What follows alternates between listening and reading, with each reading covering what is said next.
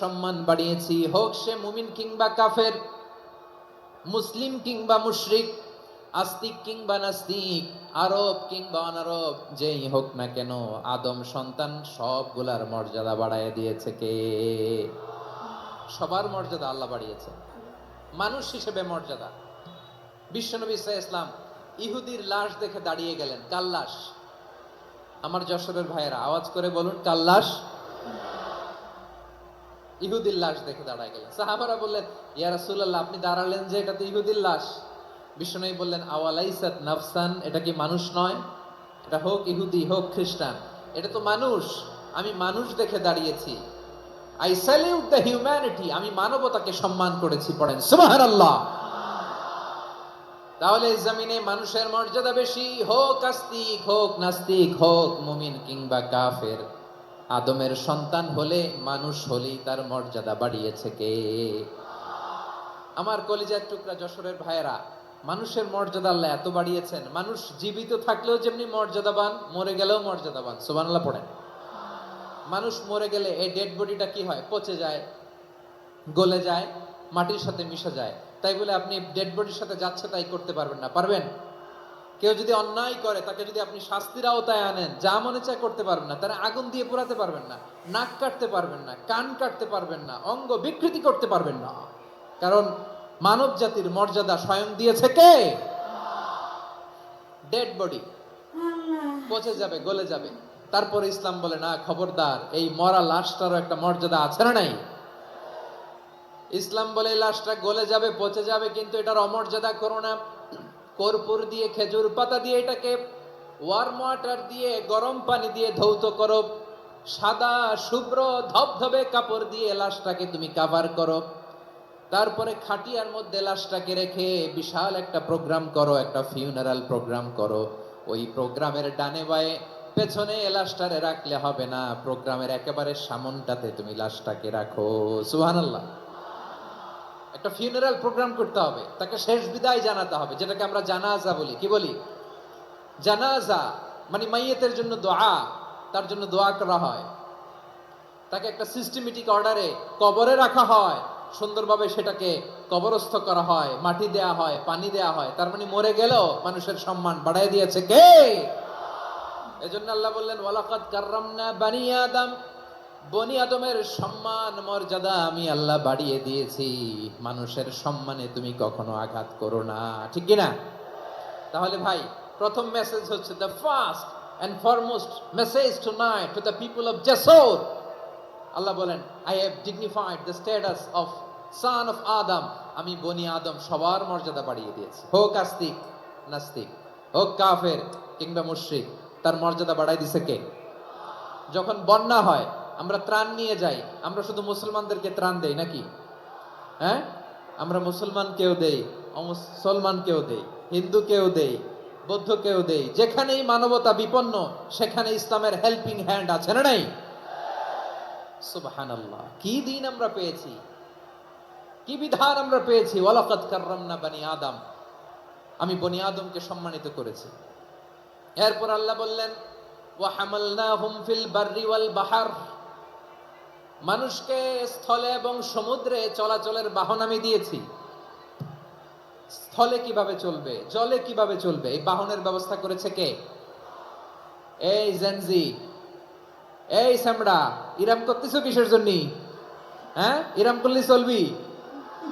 হ্যাঁ, বস বস বস বস। আওয়াজ করতেছো কেন? দিবানা, কথা বলতে দিবানা আমাকে? তো এইটা বুঝি তোমাদের ভালোবাসার নমুনা? তোমাদের ভালোবাসার কারণে যদি আমি কোথাও দাঁড়াতেই না পারি, কোথাও বসতে না পারি, কোথাও দুটা কথা বলতে না পারি, এই ভালোবাসা দিয়ে কি হবে আমার? বরং ঘামতে ঘামতে ঘর্মাক্ত হব, রক্তাক্ত হব। কিন্তু সেন্ট্রাল থেকে, সেন্ট্রালি যে ইনস্ট্রাকশন আসবে, সেই ইনস্ট্রাকশনের এক চুল আমরা ডানে বায়ে যাব না। এইটা গণজাগরণের জন্য এইটা দরকার, ইসলামী বিপ্লবের জন্য এইটা দরকার। তো আধা ঘন্টা ধরে যদি তোমাদেরকে থামানোই না যায়, এই লস্কর দিয়ে আমি কি করব? আল্লাহর ওয়াস্তে নো নো নো স্লোগান, চুপচাপ একেবারে আমার দিকে তাকাও। আল্লাহ বললেন, ওয়া হামালনাহুম ফিল বাররি ওয়াল বাহর, জলে স্থলে আমি চলাচলের যানবাহনের ব্যবস্থা করেছি। আমরা স্থলে ঘোড়ার উপরে চড়ি, উটের উপরে চড়ি, গাড়ির উপরে চড়ি। এই যে গাড়ির ইঞ্জিন বানাইছি আমরা, এটার মেধা দিয়েছে কে? আবার সাগরের মধ্যে আমরা নৌযান, জলযান, বড় বড় জাহাজ দিয়ে এক মহাদেশ থেকে আরেক মহাদেশ যাই, এক দেশ থেকে মালামাল গুলো আরেক দেশে পাঠাই। সাগরের ভেতরে নৌকাগুলোরে ধরে রাখলো কে? والفلك التي تجري في البحر بما ينفع الناس। মানুষের উপকার আছে এরকম সরঞ্জামাদি নিয়ে সাগরের উপরে বিশাল বিশাল জলযানগুলো চলে। এগুলো ডুবে যায় না, কাত হয়ে যায় না, পড়ে যায় না। এগুলোকে স্থিতিস্থাপকতাকে ঠিক করে রাখলো কে? আপনারা জাহাজ দেখেছেন? জাহাজ, হ্যাঁ, বাড়ি চট্টগ্রাম হইলে দেখতে পারতেন। দেখছেন? বিশাল বিশাল জাহাজ, বিশাল জাহাজ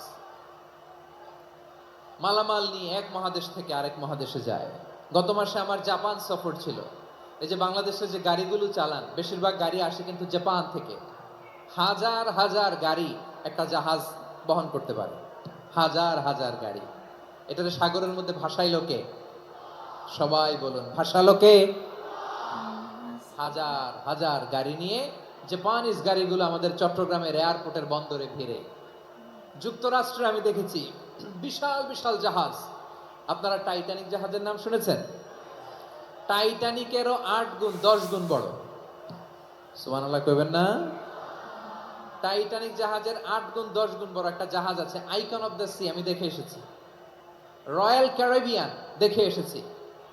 সাগরের সামনে জেটিতে যখন দাঁড়ালাম, জাহাজটা যখন যায়, আমার মনে হচ্ছে একটা শহর, গোটা শহর, the entire city is floating on the water. পুরো একটা শহর মনে হয় পানির উপর দিয়ে ভেসে যাচ্ছে। পড়েন সুবহানাল্লাহ। এই যে আইকন অফ দ্য সি, এই ক্রুজ, এই জাহাজটা, এটার ভিতরে স্টেডিয়াম আছে। কিসের ভিতরে স্টেডিয়াম? কথা বুঝে নাই বোধহয়।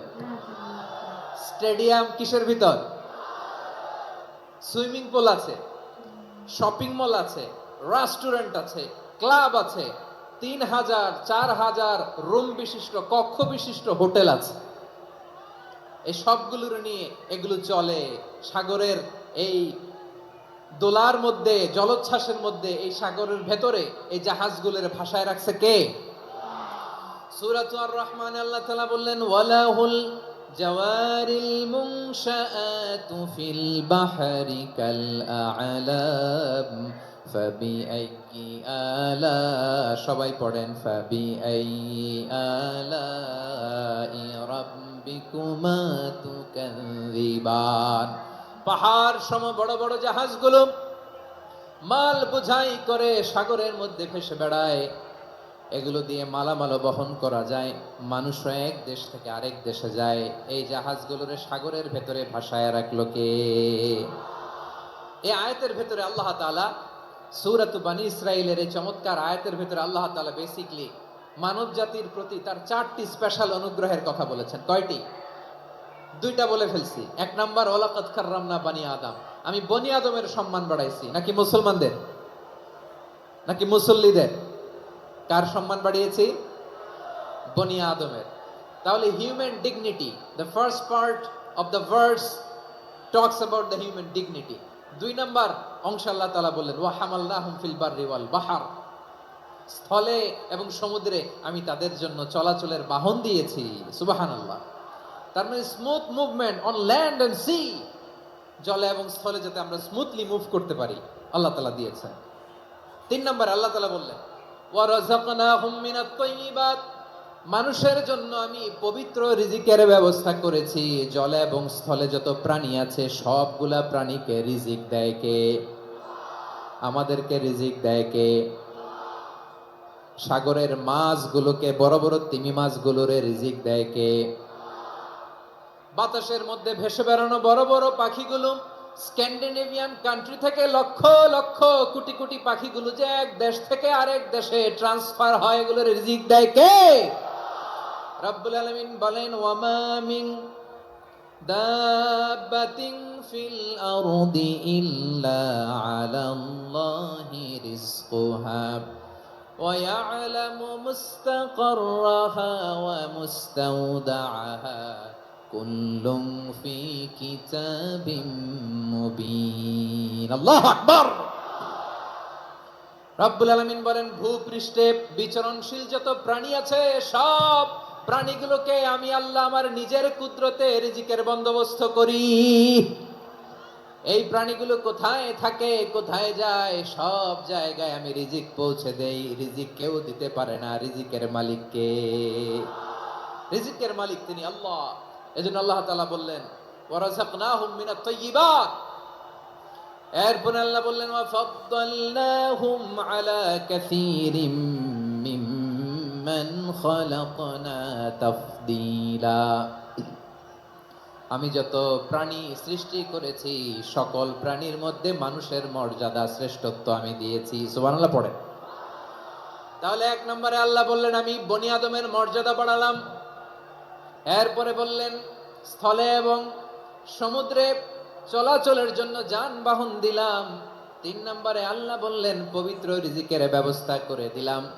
এরপরে আল্লাহ বললেন যত প্রাণী আছে, সৃষ্টি আছে, সবগুলার উপরে আমি মানুষকে শ্রেষ্ঠত্ব দিলাম।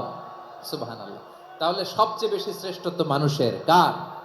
মানুষের। শুধু তাই নয় প্রিয় ভাইরা, আকাশ এবং জমিনে যা কিছু আছে সবকিছু মানুষের জন্য, মানুষের কল্যাণে, মানুষের প্রয়োজনে, মানুষের বশীভূত করে সৃষ্টি করেছেন কে?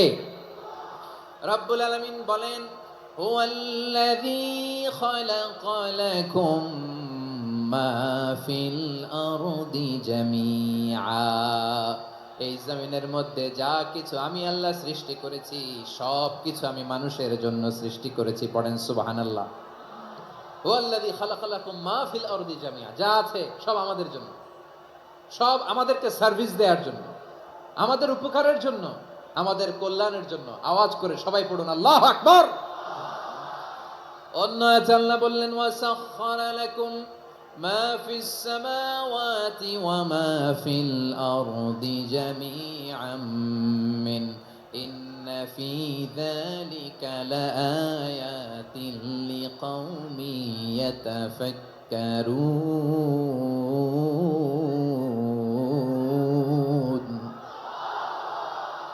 প্রথমে আয়াতে আল্লাহ বললেন জমিনে যা আছে সব তোমাদের কল্যাণে আমি সৃষ্টি করলাম।